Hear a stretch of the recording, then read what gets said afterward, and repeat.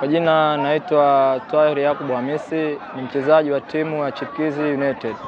Mpaka sasa hivi changamoto tulizonazo mchezo wa leo dhidi ya Mwembe Makumbi, mwalimu amefanya kazi yake, ametupanga uzuri, lakini kwamba mpaka sasa hivi bado hatujajitoa.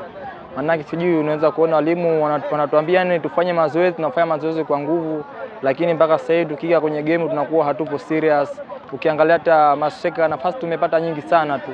Walimu wamejitahidi sana kuwapa nafasi masheka, lakini bado timu inaonekana bado upepo ni mdogo sana. Tunatakiwa tuongeze mazoezi kwa bidii, tupambane. Na washabiki mpaka sasa hivi, washabiki wetu jitokeze kwa wingi, wasikate tamaa, bado tumo katika kupambana. Iko siku Allah atatujalia tutaondoka na pointi 3 zaidi ya pointi 3. Washabiki wa Chipkizi United wajitokeze kwa wingi ili waje kutusapoti, wasikate tamaa. Bado tunapambana kwa uwezo wa Allah. Kama tunavyotawi matokeo yetu ni mabaya, lakini tutawafanyia uzuri ili wajitokeze kwa wingi kutupa supporta.